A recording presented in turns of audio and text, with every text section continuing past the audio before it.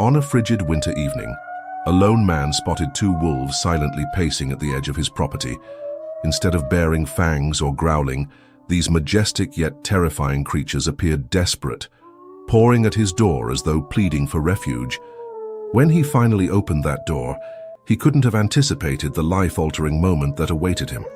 What exactly did these frozen wolves want, and why would they choose a human's warm hearth over the wild they call home? Warren Pierce was no stranger to harsh winters. Having lived in the remote Alaskan countryside all his life, he was well acquainted with sub-zero temperatures and howling winds.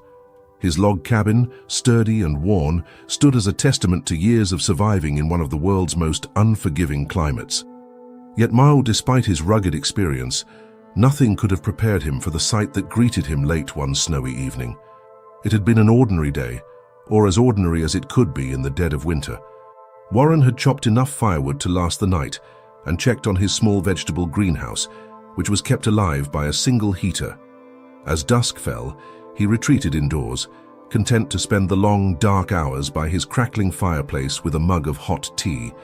Then came a strange scratching at his front door, accompanied by soft whines that cut through the night silence. At first, Warren assumed it was a stray dog, perhaps one of the few feral canines that roamed the outskirts of town. But as he peered out the frosted window, his heart began to pound. There, on his porch, stood two emaciated wolves. Their once proud coats were matted and dusted with snow, their breaths visible in the frigid air. Instead of snarling or acting aggressively, they trembled with cold and exhaustion. One of them even mustered a weak howl, as if calling for help. Warren's instincts battled with his caution. Wolves were, after all, wild predators. But these animals didn't appear menacing. They seemed desperate. Against his better judgment, Warren grabbed a flashlight and cautiously cracked open his door. The closer wolf took a shaky step forward, its glowing eyes filled not with hostility, but with a pleading intensity. In that moment, any fear he felt was overshadowed by a surge of compassion. What had driven these creatures to seek shelter from a human? And if he let them in, would his act of kindness invite danger into his home? Thus began an extraordinary encounter between a solitary man and two wild wolves. An encounter that would test Warren's resolve, challenge his preconceived notions of nature, and lead him to an outcome no one could have predicted. Warren stood at the threshold of his cabin, heart pounding as he took in the sight of the two wolves. Snow swirled around them, collecting in small drifts by his front door. The temperature had plummeted well below zero, and he could see the animals shivering under their fur. Their wide, luminous eyes seemed to plead for warmth and safety. It was a sight both mesmerizing and unsettling, wild predators begging for sanctuary. Still clutching the doorknob, Warren hesitated. Common sense dictated that inviting wolves into his home was a terrible idea. They were wild, unpredictable, and potentially dangerous. Yet the longer he stared into their haunted expressions, the more convinced he became that they posed no immediate threat. Their trembling bodies and weary demeanors spoke of desperation, not aggression. With a measured inhale, he made a decision. Wincing against the wind, he opened the door wider and gestured for them to come inside. The wolves exchanged a glance, if it could be called that, before cautiously padding forward, their paws leaving faint imprints in the blowing snow. The moment their fur made contact with the cabin's warmth, a shudder seemed to pass through them, as though they were finally releasing the tension they'd carried for miles in the cold. Gracefully, the pair stepped across the threshold and stopped just inside the living area. Warren, moving slowly to avoid startling them, closed the door, sealing out the howling wind. He offered a silent prayer that his instincts weren't wrong. The wolves stood still for a moment, their breaths loud in the sudden quiet of the cabin. Then, they began exploring with careful curiosity, noses to the ground, sniffing at furniture and the small pile of firewood near the hearth. Warren stood close by, silently observing. One wolf, a bit smaller, with a patch of grey fur across its back, limped slightly, favoring its right hind leg. Its ribcage was visible beneath its coat, indicating a long period of hunger. The other wolf, slightly bigger, had a scar running along its muzzle. Despite their emaciated state, they held a quiet dignity, moving without haste or panic. Warren couldn't help but feel a twinge of awe at their raw beauty. He approached the fireplace, tossing in another log to bolster the heat. The crackling flames cast dancing shadows on the walls, and the cabin filled with a warm glow. The wolves turned their attention to the fire, one of them letting out a soft whine as it drew closer. Perhaps it was the first time they'd ever been near such a source of warmth. As the room grew cozier, Warren realized he needed to address the obvious next step: food. He rummaged through his modest pantry, pulling out some meat he'd planned to cook for himself. He wondered if feeding wolves raw cuts was wise, but given their condition, he didn't see much choice. Returning to the living area, he set down a plate of meat on the floor, then stepped back. The smaller wolf approached first, sniffing cautiously before taking a tentative bite. The larger wolf joined, and together they devoured the meal within seconds, their eyes reflecting gratitude and relief. Warren felt a pang of sympathy. How long had it been since they'd eaten? The wild was brutal, and the bitter cold made hunting nearly impossible for weak or injured animals. Once fed, the wolves seemed to relax further, their tense postures softening. Warren, still keeping a respectful distance, settled into a chair near the fireplace. He was keenly aware of the risk he was taking, but something about the wolves' demeanor reassured him. They were exhausted, possibly near death's door, and had reached a point where pride and caution gave way to survival instincts. The fact they allowed him in such close proximity spoke volumes about their desperation and their trust. The hours passed in an odd sort of companionship. Warren tended the fire, flipping through an old novel he'd read countless times, while the wolves dozed fitfully, occasionally lifting their heads at a gust of wind outside or the faint crackle of the hearth. At one point, the larger wolf whimpered softly in its sleep, paws twitching as though running in a dream. Warren felt an unexpected urge to soothe it, but he refrained, respecting the boundary between them. Night wore on, and eventually, Warren prepared a makeshift bedding area near the warmest corner of the cabin. He coaxed the wolves there, offering blankets and extra logs on the fire. They accepted, though somewhat warily, curling up with noses tucked under tails. Watching them, Warren realized he should probably get some rest himself. The day had been anything but ordinary, and fatigue weighed on him. Before turning in, he double-checked the locks on his doors and windows, an old habit in bear country. Now it seemed doubly important, given that he had 2 wolves inside. As he dimmed the lights and he found himself silently praying for a peaceful night, free of conflict. He couldn't help but recall stories of wolf attacks, yet his gut told him these creatures were not here to harm him. The first stirrings of dawn arrived sooner than expected. Warren awoke to the gentle glow of sunrise filtering through the frosted windows. He checked the living area, half expecting chaos or some sign of aggression, but instead he found a quiet scene. The wolves were awake, yet calm, watching him with expressions that he could only describe as weary gratitude. He stoked the fire, noticing that the smaller wolf's limp seemed worse this morning. Perhaps it had strained itself further during the night. Concerned, Warren decided to see if it would allow him closer. Moving slowly, he kneeled and extended his hand. The wolf eyed him but remained still, as though sensing he meant no harm. Gently, Warren placed his hand on the wolf's hind leg. It flinched, emitting a soft growl of pain, but didn't snap.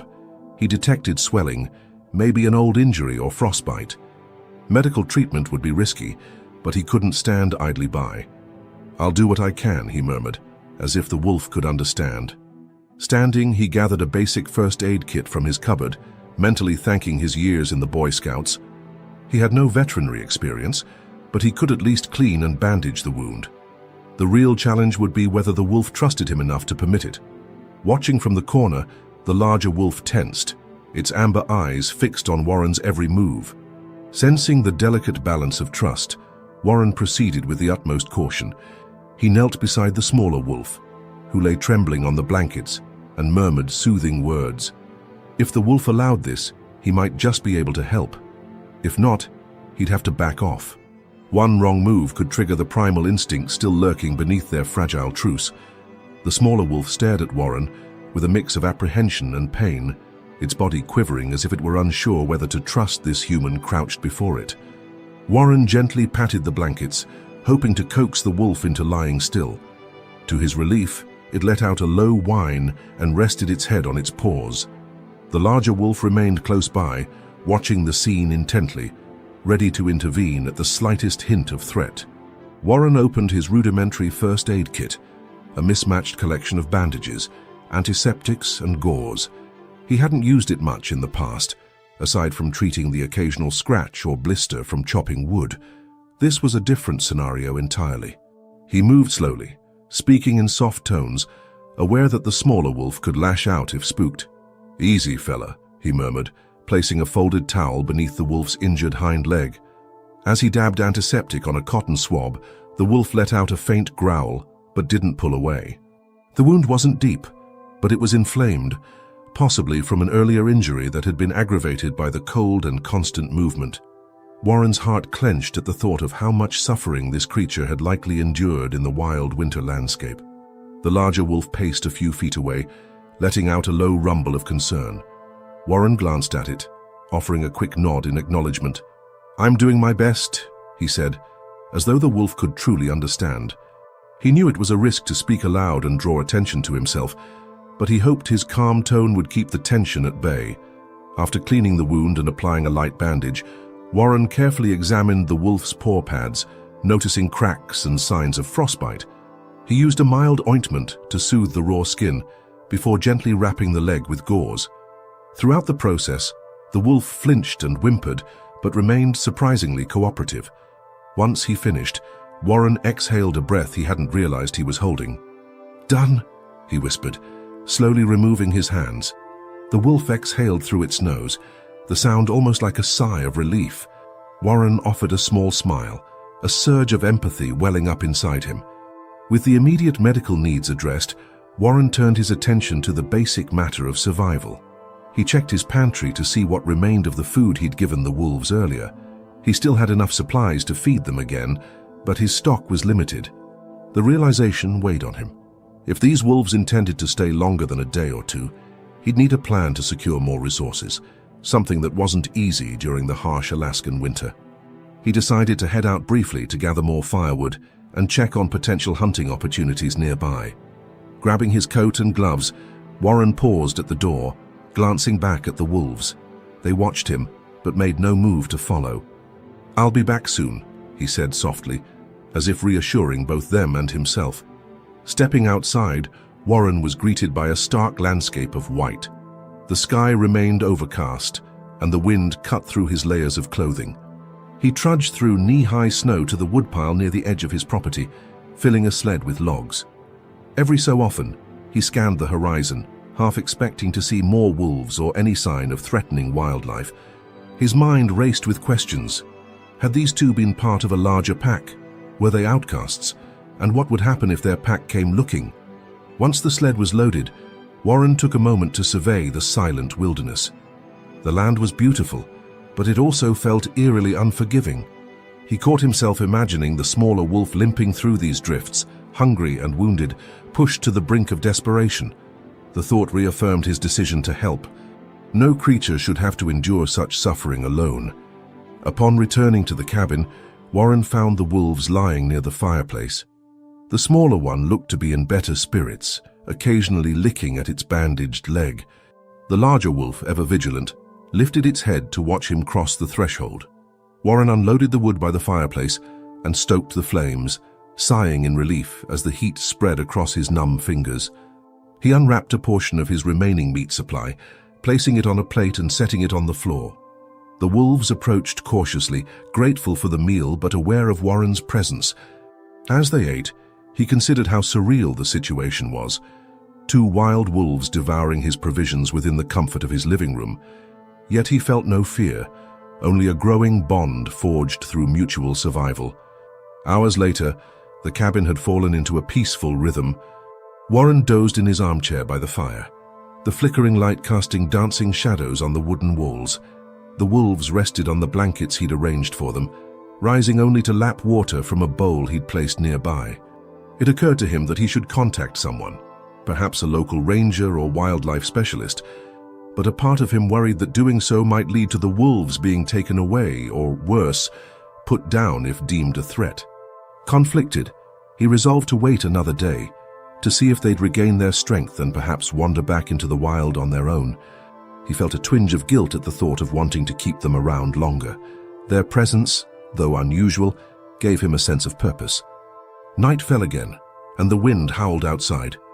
Inside the cabin, the glow of the hearth remained a steadfast beacon against the darkness. Warren, restless from the day's events, found himself pacing.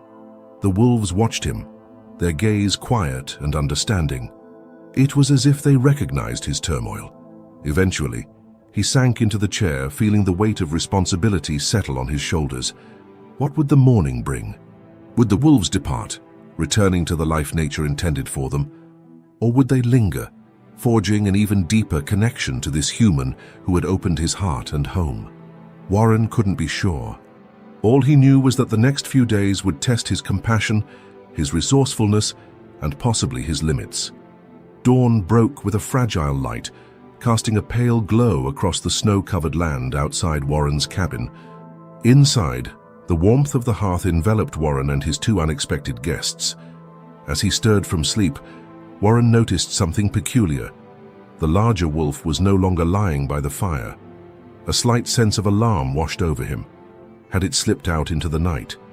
Could it have ventured back into the freezing wilderness? His concern was quickly answered by a low growl emanating from the far corner of the living room. There, standing protectively over the smaller, injured wolf, was the larger one, its ears flattened, hackles raised. It wasn't looking at Warren, however, but rather at the door. Warren's heart lurched. What had startled the wolf? Rising cautiously, he moved toward the window. Outside, in the morning's half-light, he caught sight of movement.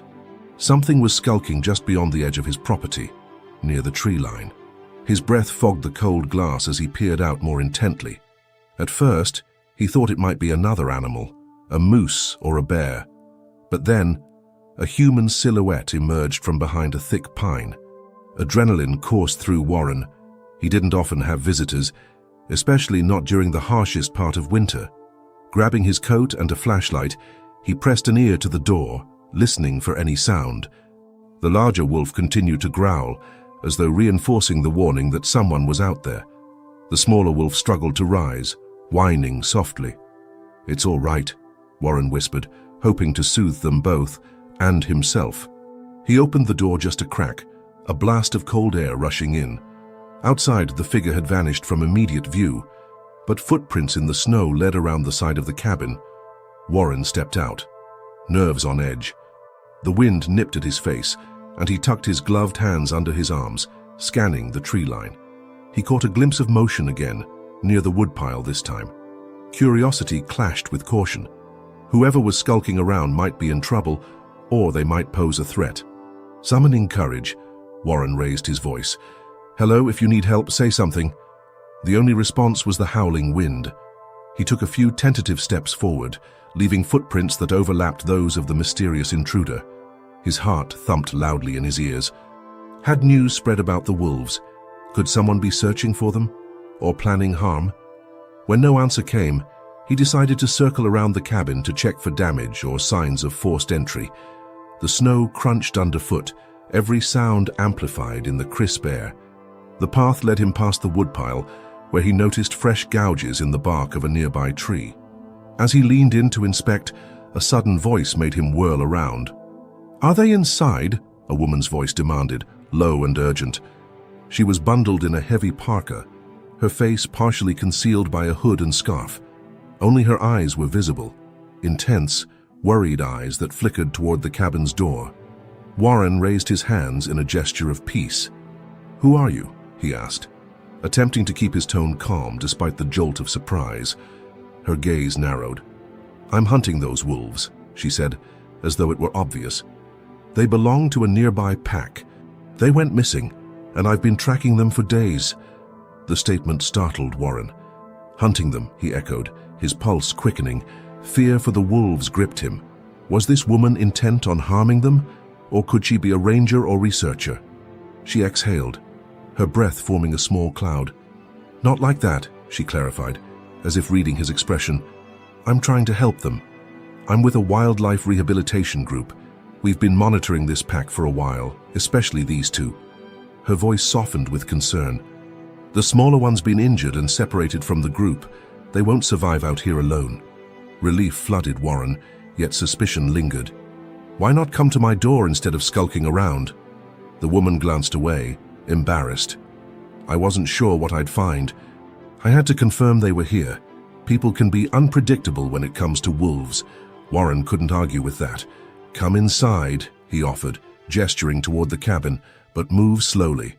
They're skittish, and I don't want them to feel threatened. Leading her inside, Warren braced himself for potential conflict. The larger wolf, sensing the newcomer, let out a warning bark, placing itself between the woman and the injured companion. The woman carefully removed her hood and scarf, revealing tired but determined features. She crouched, extending her hands palms up in a sign of peace. "Hey there, big guy," she murmured. "It's okay. I'm a friend." Her soothing tone was reminiscent of a vet or an experienced wildlife handler. Slowly, she inched closer, her eyes never leaving the wolf's. Warren watched in awe as the creature, after some hesitation, allowed her nearer. "Her name's Kara, by the way," the woman said over her shoulder, sensing Warren's watchful curiosity. "I'm a field researcher at the North Ridge Wildlife Center." Kara's calm demeanor seemed to reassure the wolves. She examined the smaller one's bandaged leg, nodding approvingly at Warren's efforts. "You did a good job cleaning this up," she said, her voice laced with admiration. "Might have saved its life." Warren exhaled a breath he'd been holding. "I was just trying to help," he said softly. Kara explained that the pack these wolves came from had been understudied due to dwindling numbers in the region. The smaller wolf, she revealed, was a young female who'd likely been injured by a trap or a territorial fight. The larger wolf was a close sibling, practically her only family. The pair had gone missing during a blizzard, and the research team feared the worst until Kara picked up their tracks. As she spoke, the wolves relaxed visibly, their posture easing as though they recognized her scent or voice. Warren felt a swell of relief, and a stab of sadness, too. He realized that their time with him might be nearing its end. The wolves needed professional care, and ultimately, they needed to return to the wild where they belonged. "You're going to take them back to your center?" Warren asked quietly. Kara nodded. "We have an enclosure where we can treat her leg properly. Once she's healed, we'll release them back into their territory." She paused, shooting him a kind look. "Of course, only if you're okay with that. They're on your property, after all." Warren glanced at the wolves. A strange pang twisted in his chest. He'd grown unexpectedly attached in such a short time. But he knew what he had to do. "It's what's best for them, right?" "It is," Kara confirmed gently. "They're wild creatures. They'll thrive once they're healthy and can rejoin their pack." In that moment, Warren felt the weight of compassion and responsibility clash. He wanted to keep them safe under his roof forever, to shield them from the harsh realities beyond his cabin walls. Yet he understood that real freedom, real survival, meant returning to the land they knew. Standing, he offered Kara a tight smile. "Then let's do what needs to be done," he said. "I'll help in any way I can." Kara's presence brought a sudden shift to the dynamic in Warren's cabin. For the wolves, she was a familiar figure, someone whose scent and demeanor they recognized as safe, if not entirely trusted. For Warren, she was an unexpected solution to a looming dilemma: how to provide the animals with the care they needed without compromising their wild nature. After the initial introductions, Kara set down her gear in a corner of the cabin and approached the smaller wolf. She examined the bandaged leg with a practiced touch, her brow furrowing at the signs of swelling. "It's not infected," she remarked, glancing at Warren, "but she'll need proper treatment at our facility. You did well with what you had." Warren felt a mixture of relief and pride. He noticed how gently Kara interacted with the wolves, speaking in a soothing tone, her posture non-threatening. The larger wolf observed her carefully, occasionally letting out a low whine as if voicing concern for its companion. "This must be her sibling," Kara said, nodding at the watchful guardian. "Wolves form strong family bonds. If she's injured, he won't leave her side." Warren gave a thoughtful nod. Over the past couple of days, he'd witnessed that bond firsthand. The bigger wolf had consistently shielded the smaller one, sharing its meager warmth during those cold, stormy nights. With evening approaching, Warren proposed they stay in the cabin one more night before attempting to transport the wolves. Kara agreed, noting the need to keep the stress on the animals as low as possible. She suggested they gradually acclimate them to being in a carrier or a vehicle, if they could arrange one nearby. "I have a snowmobile," Warren offered. "It could help us reach your team faster, or carry them part of the way if the roads are impassable." Kara's face lit up with gratitude. "That would be perfect. My truck's parked a few miles out, but the snow's too deep to drive it here safely." They spent the next hour discussing logistics. The plan was for Kara to radio her colleagues at dawn. They'd prepare a safe enclosure at the wildlife center, and Warren would help transport the wolves over the snowy terrain. It sounded straightforward, but Warren knew the wilderness rarely cooperated with human plans. As the sun dipped below the horizon, the cabin took on a gentle glow from the fire. The two wolves, calmer now, rested side by side, their breathing slow and steady. Kara observed them with a tender gaze. "I've tracked them for months," she said quietly. "They used to run with a pack of about 6, but then we lost their signals during a blizzard, and I feared the worst." Warren poked at the embers in the fireplace, a pang of empathy tugging at him. They must have been separated somehow. "It's a miracle they found me, nor that I found them." Kara nodded. "Wolves are highly social. Being cut off from their pack can be a death sentence, especially for an injured member. It's amazing they survived this long." Their conversation drifted to lighter topics: her life as a researcher, Warren's quiet existence in the remote cabin, the challenges of living in such unforgiving conditions. Outside, the wind had died down, leaving a stillness that felt both peaceful and eerie. Every so often, the wolves shifted or let out a soft exhale, reminding Warren of their presence and the delicate trust they had offered him. Before turning in for the night, Warren set out food for the wolves once more. Kara, cautious but intrigued, observed his method. She was impressed by how at ease the animals seemed around him. "You've done something incredible here," she said, her voice laced with admiration. "Most wolves would be too terrified or aggressive to enter a human's home like this, but they clearly sense your goodwill." Warren flushed slightly, not accustomed to such praise. "I couldn't just leave them to freeze," he mumbled. "They were desperate, and I guess I was too." "Too," Kara echoed, curiosity in her eyes. Warren hesitated, then gave a half smile. "Living out here alone can be tough. Maybe in a strange way, I needed them as much as they needed me." During the night, the wind picked up again, howling around the cabin. The structure groaned under the gusts, and snow pelted the windows. Warren and Kara woke at intervals to check on the wolves, who, despite the commotion, slept in relative calm. The larger wolf would occasionally lift its head, ears alert, as though scanning for danger. Each time, it relaxed after a moment, perhaps realizing it was finally safe. By the time morning arrived, grey light filtered through the frosted windows. Kara rubbed the sleep from her eyes, yawning. "I'll try to reach my colleagues now," she said, pulling out a compact radio from her gear. She stepped outside, braving the biting cold to find a clearer signal. Warren started a pot of coffee, the rich aroma filling the cabin. The wolves stirred, blinking slowly. The smaller one's bandaged leg seemed to have improved slightly, though it still showed signs of swelling. Warren offered them fresh water, quietly marveling at how natural it felt to care for these wild creatures. When Kara returned, her expression was a mix of relief and urgency. "They're sending help," she announced. "2 of my team members can meet us at a rendezvous point about 3 miles from here, near a frozen creek. If we can get the wolves there, they'll transport them the rest of the way." Warren nodded. "Then we'd better pack up. The snowmobile can handle 2 people and the wolves, if we're careful." Kara agreed, and they began gathering the necessary supplies. They rigged a makeshift sled to attach behind the snowmobile, lining it with blankets so the injured wolf could lie comfortably. The larger wolf, though wary of the contraption, seemed to sense it was necessary and sniffed at it without protest. The final hurdle was coaxing the wolves outside and into the sled. Warren decided to go first, opening the cabin door to a world of glistening white. A chill wind swept in, ruffling the wolves' fur. Kara led the way, speaking softly, using gentle gestures.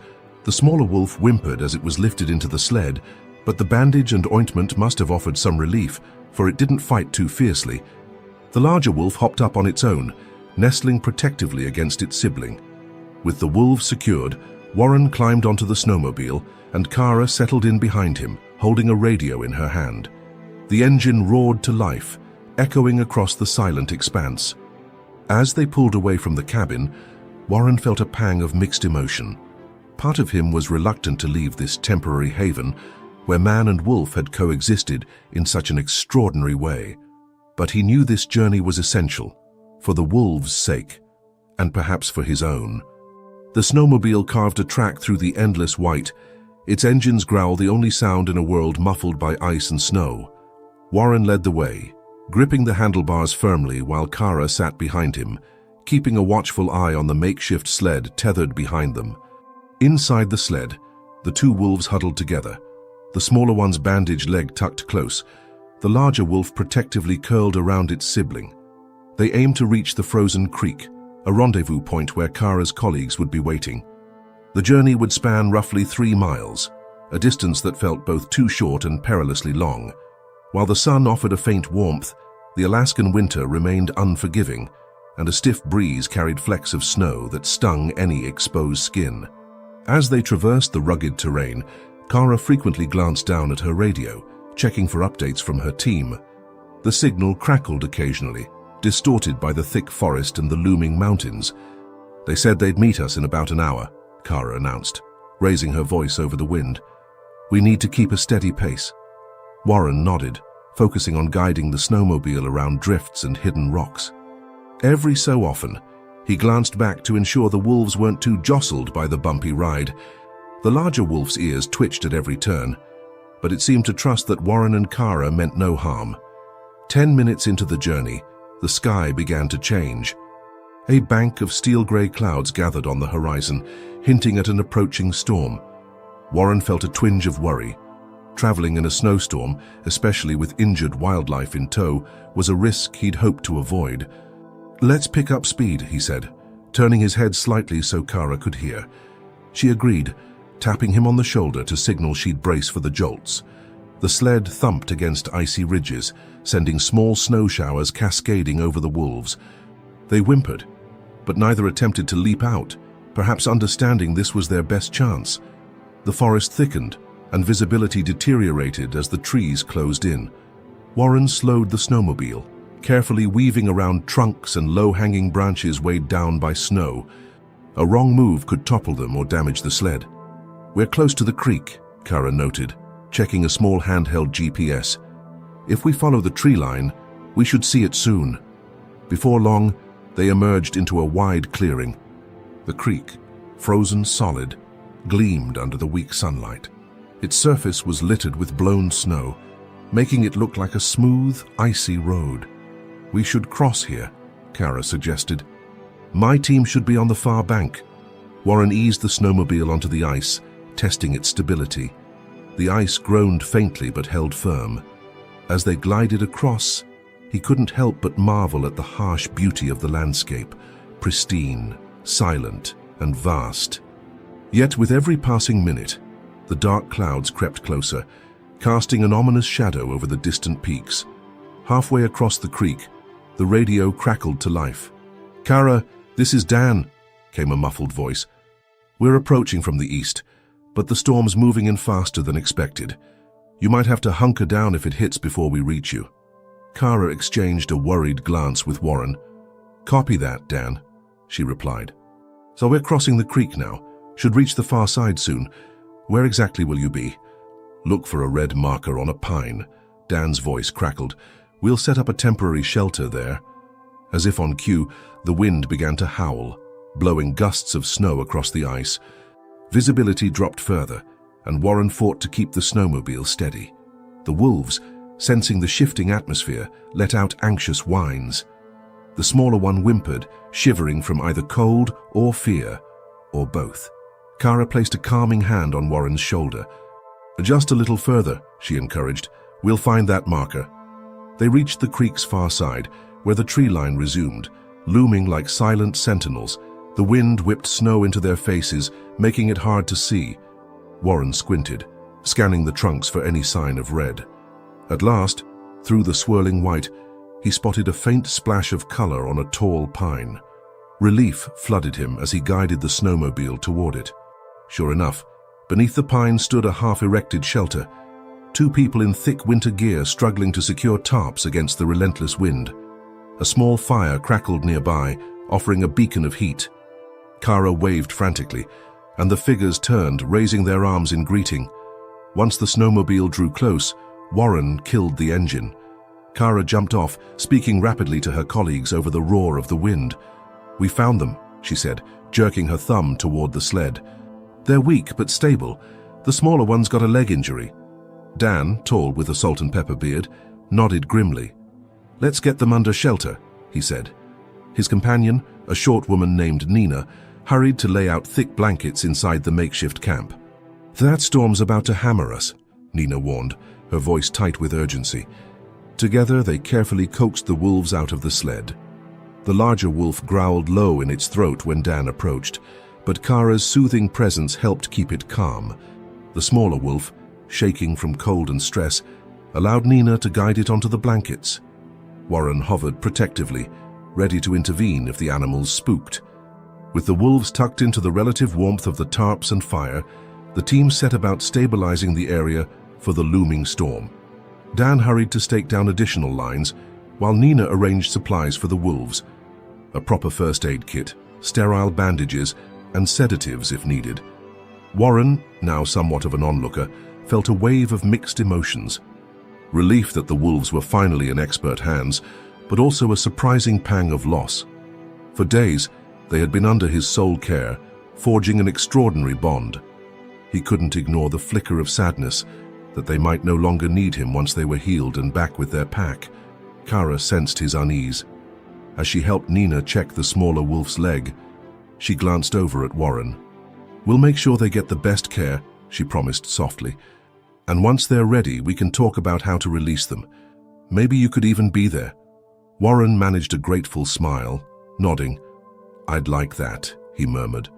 The wind picked up, rattling the tarps ominously, but inside this small camp by the creek he felt a warmth that transcended the fire, a warmth born of compassion, cooperation, and a newfound respect for these majestic, vulnerable creatures. The wind grew fiercer, rattling the makeshift shelter and forcing Dan and Nina to reinforce the ropes and tarps. The sky overhead had darkened ominously, and the temperature dropped further, signaling that the storm was nearly upon them. Warren stood at the edge of the small enclosure, watching as ice crystals swirled around them like a malevolent dance. Inside, the two wolves lay on thick blankets, their breath visible in the chill air.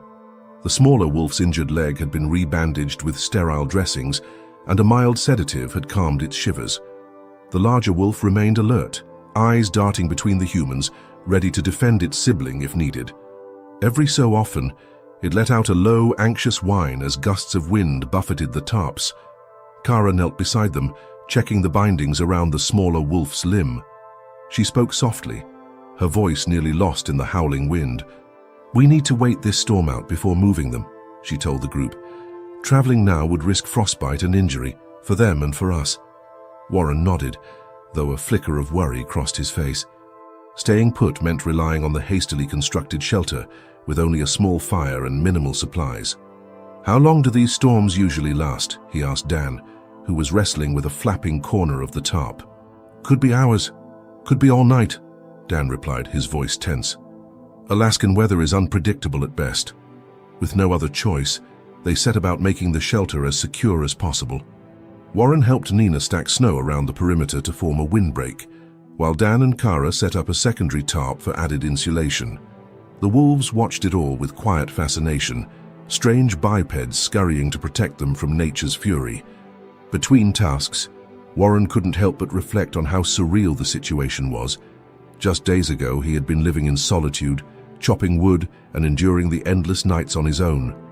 Now, he was part of a small, determined group fighting to save two wild wolves he'd grown fond of in a startlingly short time.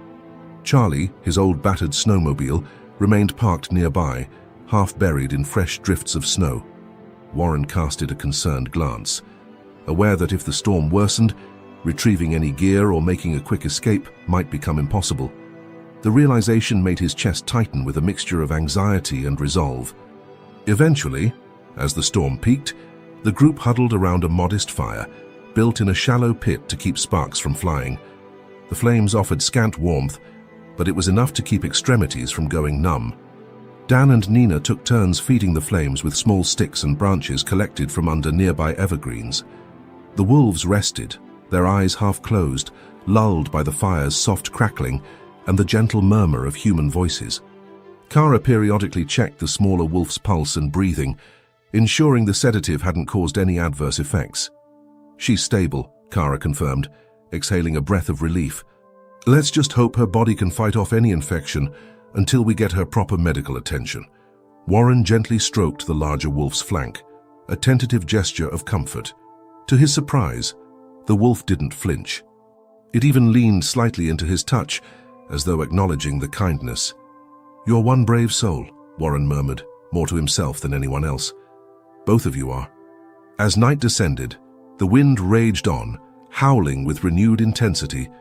The temperature plummeted further, and the group found themselves in a battle for survival. Sleep was a luxury none could fully indulge in. Someone always had to keep an eye on the fire and ensure the tarps didn't tear or collapse under the gale.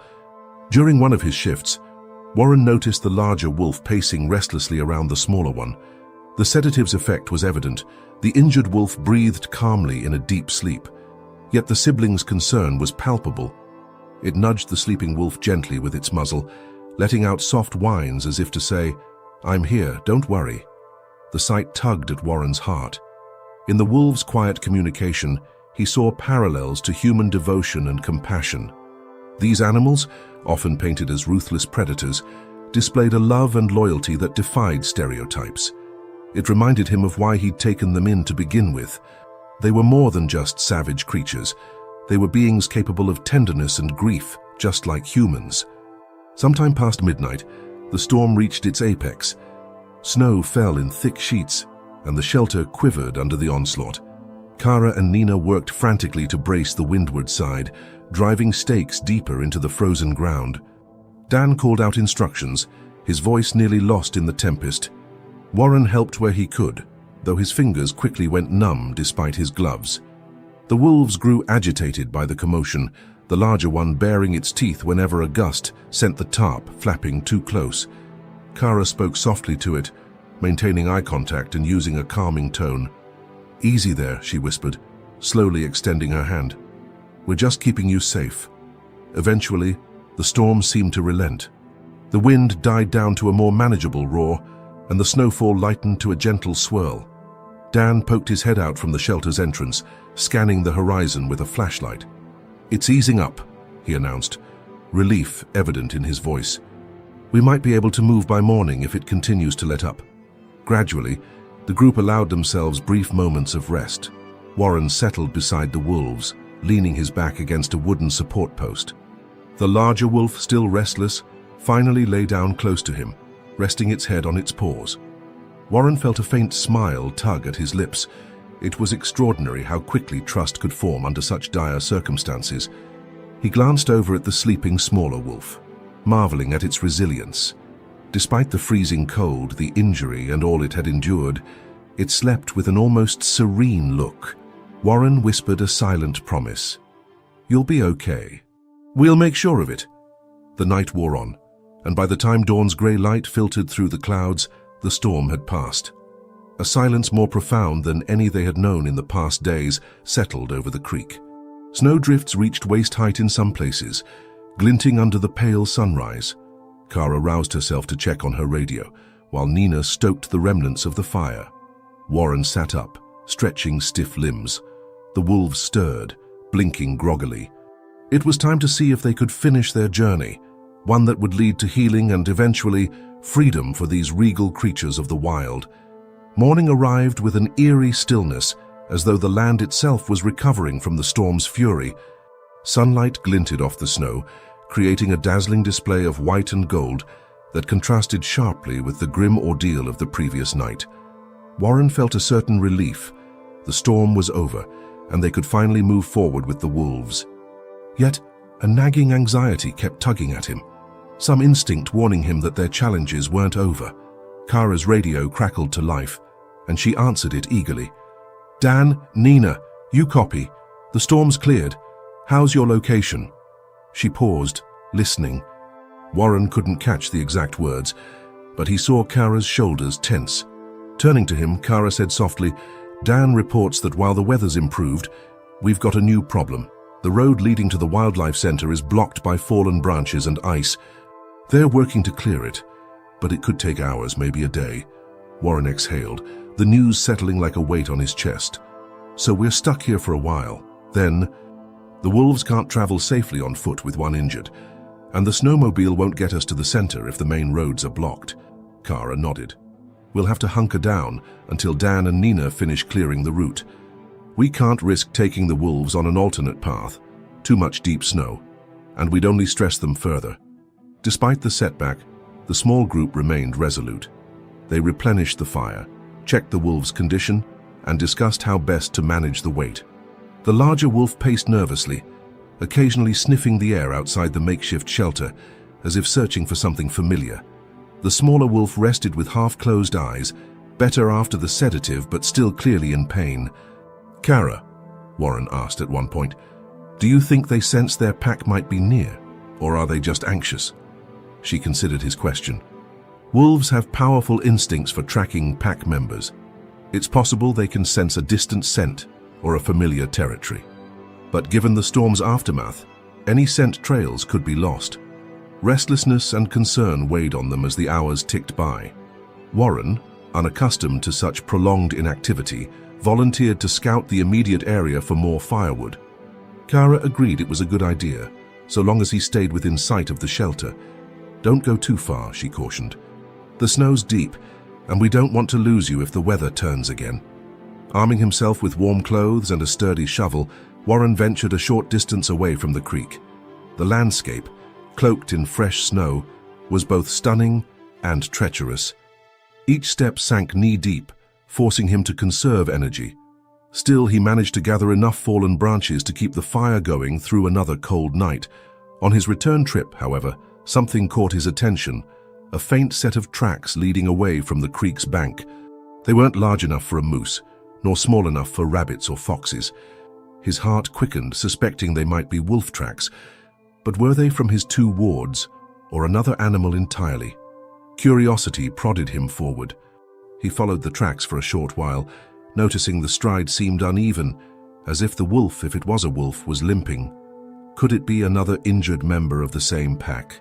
Or perhaps the smaller wolf had wandered around before he'd taken it in? The questions swirled, fueling his sense of urgency. A sudden gust of wind lifted the surface snow, stinging his face and blurring his vision. Warren realized he had strayed farther than intended. The shelter was now out of sight. He glanced back, orienting himself by a crooked pine he'd passed minutes earlier. Better to head back before he got lost or the weather shifted again. But as he turned, he caught a glimpse of movement in the corner of his eye. A flash of gray fur among the trees. His breath caught. Another wolf. He carefully laid down the bundle of wood, not wanting to appear threatening. "Hello," he murmured, aware of how absurd it sounded to greet a wild creature. Yet he couldn't shake the feeling that this wolf might be connected to the pair he was sheltering. The figure slinked closer, staying behind the trunk of a gnarled birch. Warren caught sight of a thin muzzle, tall ears, and a patchy coat, definitely a wolf, but in rough shape. It observed him warily, as if uncertain whether to approach or flee. Warren stood still, adopting the same calm posture he'd used with the injured wolf in his cabin. Minutes passed in a standoff of sorts. Finally, the wolf took a tentative step forward. Warren could now see it was severely underweight, its fur matted with ice. It held its head low, not in a submissive manner but in exhaustion. A pang of compassion resonated within him. How many wolves out here were fighting a losing battle against the relentless winter? He recalled Kara's mention of a pack. Was this yet another separated member? The idea tugged at him. If they could reunite these wolves, perhaps they'd all stand a better chance. Then, abruptly, the wolf growled, a deep rumble that startled Warren. It bared its teeth, Though it appeared too weak to truly threaten, Warren instinctively raised his arms, palms out, showing he had no weapon. "Easy," he whispered, heart thudding. But the wolf's eyes flicked past him, focusing on something behind him. Warren risked a glance over his shoulder, seeing only snow-covered branches and the tracks he'd left. The wolf's growl intensified, then it bolted, disappearing among the pines with surprising agility for its emaciated frame. A swirl of confusion and unease settled over Warren. Why had it run, and what had spooked it? Clutching his bundle of wood, he headed back to the shelter, the entire encounter replaying in his mind. When he returned, Kara spotted the troubled look on his face. "Everything okay?" she asked as he deposited the wood near the fire. Warren explained what he'd seen. Kara listened intently, her expression growing pensive. Another lone wolf, injured or starving, could be part of the same pack, or it might be a rogue. Either way, it's risky to follow it without backup. He nodded in agreement. "I couldn't just walk away, though. It looked so desperate." "I know," Kara said softly, placing a reassuring hand on Warren's shoulder. "But we have to think about the ones here first. Once we stabilize them, maybe we can investigate that wolf. For now, we can't endanger ourselves or them." Warren glanced at the wolves resting under the tarps, emotions roiling in his chest. The wilderness was merciless, and he couldn't save every creature alone. Yet the thought of any wolf wandering out there, half dead and separated from its family, stoked a fervent determination within him. The hours crept by under the makeshift shelter. The newly fallen snow draped over the landscape like a silencer over any distant sound. Warren and Kara alternated between tending the wolves and stoking the fire, while Dan and Nina attempted to clear a path to the main road. Each radio update revealed only partial success. Fallen branches and drifts continued to impede their progress. Yet Warren's thoughts kept returning to the third wolf he'd glimpsed in the woods. Its gaunt form, the fearful glint in its eyes, something about that encounter nagged at him. He couldn't shake the feeling that the lone animal might be related to the pair he'd rescued, possibly another separated family member. Meanwhile, the two wolves under the shelter showed signs of improvement. The smaller one, though still in pain, could now shift positions on the blankets without whimpering. Its sibling kept a watchful stance, occasionally licking the bandaged leg as if trying to offer comfort. Kara provided careful doses of painkillers, explaining that while they helped, they also made the wolf groggy and off balance. "I just wish we could get them to our center sooner," Kara muttered, staring at the storm-ravaged terrain. "They need a proper enclosure, regular feeding, and a stress-free environment." Warren understood her concern. "They've come a long way," he said softly, "but I'm worried about that other wolf out there, too."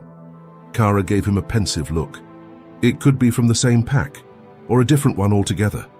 We can't risk losing the progress we've made here by wandering off on a rescue mission we're not prepared for." Warren nodded, yet the image of the lone wolf lingered.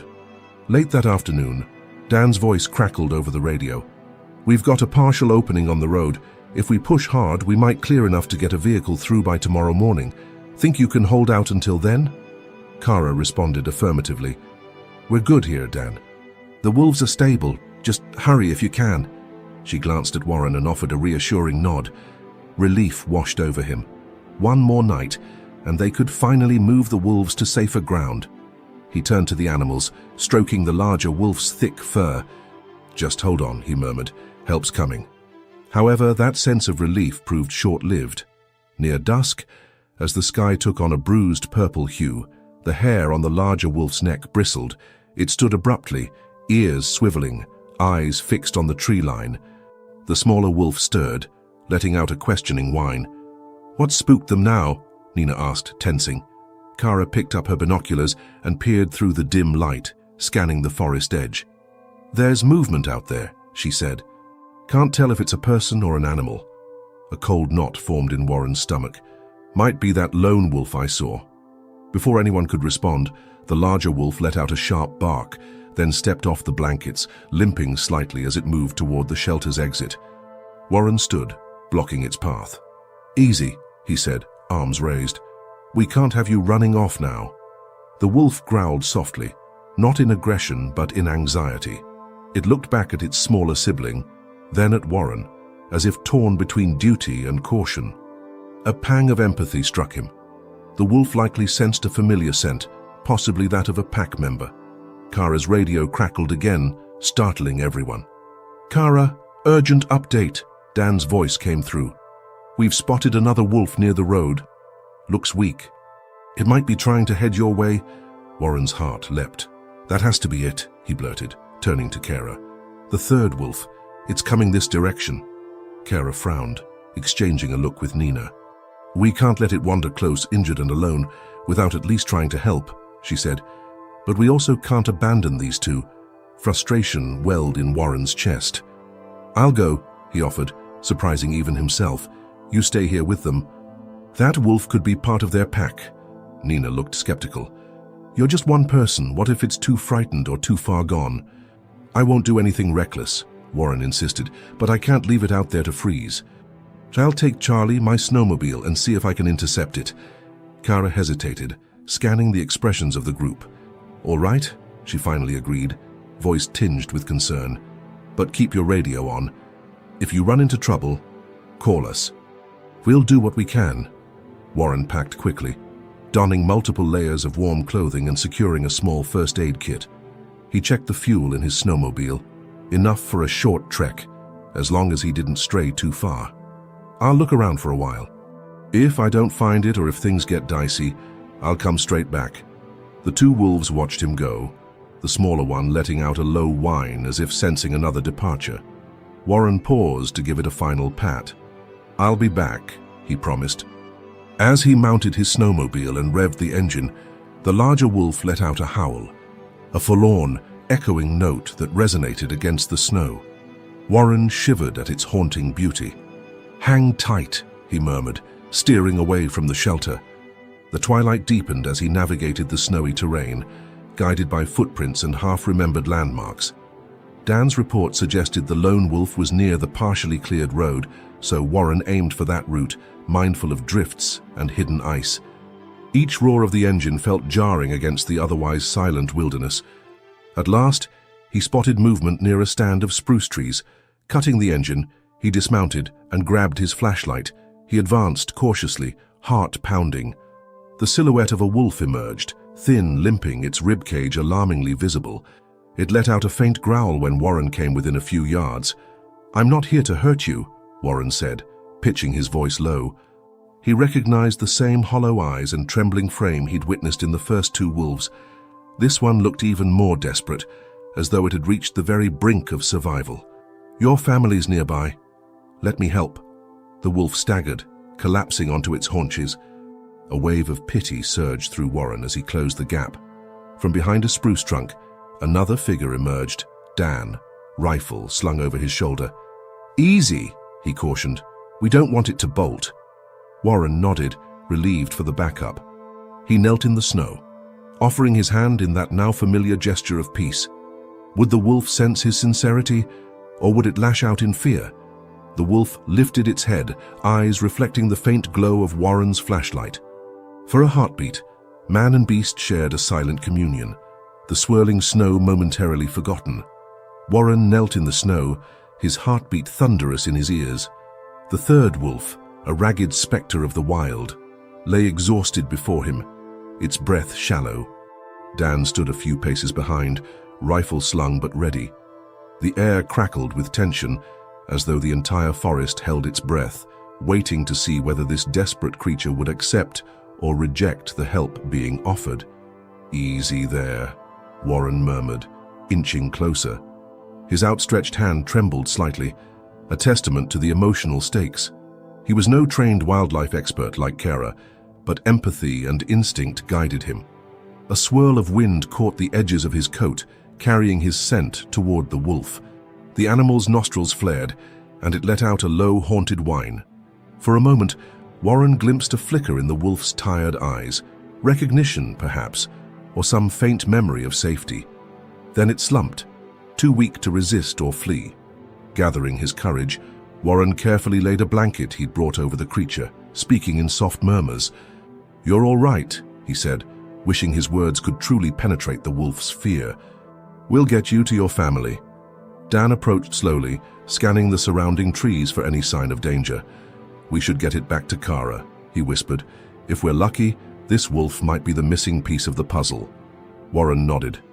He gently lifted the wolf's head, amazed at how light it felt despite its size. The poor animal must have been starving for weeks. "Let's move it carefully," he instructed, glancing at Dan. "I'll hold the front. You support the hindquarters." Between the two of them, they maneuvered the limp wolf onto a sled they'd brought, one similar to the makeshift contraption Warren had used for the other two. The wolf whimpered softly, but its exhaustion seemed to overshadow any remaining fight. Once secured, Dan took the lead, towing the sled behind his own snowmobile, while Warren followed on Charlie, his battered old machine. The journey back to the temporary shelter proved both tense and bittersweet. On one hand, Warren's heart soared at the prospect of reuniting this lone wolf with the injured pair. On the other, he worried about how they would react. Wolves had intricate social hierarchies, and there was no guarantee the newcomer would be welcomed. Yet he clung to hope, recalling the devotion he'd witnessed among the two wolves in his cabin. By the time they arrived, dusk was falling. The sky was painted with streaks of lavender and orange, a rare beauty that offered a momentary reprieve from the biting cold. Kara rushed to meet them, eyes wide with concern. "You found it?" she asked, incredulity etched in her voice. Warren dismounted, nodding. "It's in bad shape, but alive." Together, they guided the sled into the shelter. The two wolves inside stirred immediately. The larger one's ears shot up, and it let out a sharp bark that echoed in the confines of the tarp. The smaller wolf, still recovering, lifted its head in confusion. Kara positioned herself between the newcomer and the pair, just in case. A tense hush fell over the group as Warren and Kara carefully unwrapped the blanket from around the third wolf. At first, the injured wolf seemed uneasy, barking and pacing. Then the newcomer raised its head, meeting the eyes of the larger wolf with an almost electric intensity. A soft, pleading whine followed, and the larger wolf's posture shifted from guarded aggression to sudden recognition. It closed the distance, sniffing the newcomer, ears flattening as though in empathy. The smaller wolf let out a low whimper, half rising on bandaged legs. All three wolves seemed locked in a silent conversation, their bodies communicating in ways words never could. Kara exhaled, relief visible in her posture. They know each other. Look at how they're greeting. No snarling, no hackles raised. This is definitely part of their family unit. Warren felt tears sting his eyes. To witness such a raw, intimate moment among wild creatures was humbling. He found himself stepping back, giving the wolves space to reaffirm their bonds. The third wolf, despite its weakness, managed to nuzzle the injured sibling's muzzle, a slow, tender gesture that spoke volumes. The larger wolf hovered protectively, ensuring every move was peaceful. Soon the three wolves nestled together on the blankets, a small pack reunited. Their soft whines and licks seemed to reassure one another. "We're here. We survived." For Warren and the others, it was a moment of collective awe, overshadowing the hardships of the preceding days. "You did it," Kara whispered to Warren, her gaze flicking to the sled. "If you hadn't gone out there, that wolf might have perished alone in the snow." He shrugged, overwhelmed by emotion. "We all did this, really. I had to try." Their reverie was broken by the crackle of Kara's radio. Dan's voice, urgent. "Road is finally clear enough for a truck. We're on our way to your location. 20 minutes, tops." Everyone sprang into action. The wolves needed safe transport, and with the family now complete, the mission took on an even deeper significance. Nina prepared sedatives in case the wolves panicked during the journey. Warren offered to help load them, though his heart clenched at the thought of letting them go. When Dan and Nina arrived with a sturdy vehicle, the group carefully moved the three wolves into large unpadded crates. The newcomer put up the most resistance, but with gentle coaxing and mild sedation, they settled down. The reunited pack maintained visual contact through the crate's mesh, their gazes filled with what Warren could only interpret as trust and resignation, knowing, somehow, this was part of their path to recovery. Under the glow of headlights, Warren stood with Kara watching as Dan secured the crates. Snow glistened underfoot, a quiet witness to a moment that felt both victorious and bittersweet. "You're welcome to visit them at the center," Kara said. "They'll need time to heal and adjust, but once we're sure they can handle it, we'll release them back into the wild." Warren nodded, swallowing hard. "I'd like that," he managed, his voice thick. "I need to see them free, where they belong." Kara smiled softly. "And I'm sure they'll be glad to see you too." The engine roared to life, headlights cutting through the twilight. As the vehicle pulled away, Warren felt a tear slip down his cheek, tears of relief, gratitude, and an unexpected ache at their departure. He reminded himself this was the right outcome, a family reunited, given a second chance at survival. In the hush that followed, he whispered a final goodbye to the wolves, imagining their breath steaming in the cold, hearts beating in unison with the wild. Then, turning to Kara, he mustered a shaky smile. "Thank you," he said, "for everything." Kara squeezed his arm. "No, thank you for giving them a chance and reminding us all why we do this." The days that followed felt strangely quiet for Warren. Gone were the soft whines and cautious footsteps that had filled his cabin, replaced by the familiar silence of the Alaskan wilderness. Yet, this silence no longer felt lonely. In the place of wolves and uncertainty, there was now a profound sense of peace and purpose. In the evenings, Warren found himself gazing at the horizon, recalling each moment he had shared with the three wolves. He remembered the trembling desperation of the first encounter, the hard-won trust, and the ultimate reunion that had brought them all together in a way he never anticipated. Thinking of them now, safe at Kara's Wildlife Center, gave him comfort. He trusted that, with proper care and healing, they'd soon return to the snowy forests they called home. True to her word, Kara stayed in touch. She sent updates, photos of the wolves recovering in a spacious enclosure, where they lounged in the sun and played in the snow. The smaller wolf's leg was healing, the bandages gradually coming off. The third wolf, once gaunt and fearful, was steadily regaining strength. Most importantly, the wolves were thriving as a united pack, their familial bond stronger than ever. Warren often pictured the day of their eventual release into the wild. He imagined standing at the edge of the tree line, watching them step forward, free, healthy, and together. Perhaps they would glance back just for a second, in acknowledgement of the man who offered them warmth and compassion when they needed it most. In the meantime, Warren returned to his routines, chopping wood, tending his small greenhouse, and fortifying his cabin against the relentless cold. But he did so with renewed wonder for the land he lived in. Where once he saw only the harshness of nature, he now recognized a deeper harmony, a delicate balance between survival and empathy. He kept extra blankets folded near his hearth, just in case, he told himself with a wry smile. If this story of unexpected compassion and a family of wolves reunited touched your heart, let us know in the comments. Have you ever witnessed a bond between human and wild creature that challenged your assumptions? Share your experiences below. We'd love to hear them. And don't forget to like this video, subscribe to our channel, and stay tuned for more stories that celebrate the unbreakable threads connecting us all.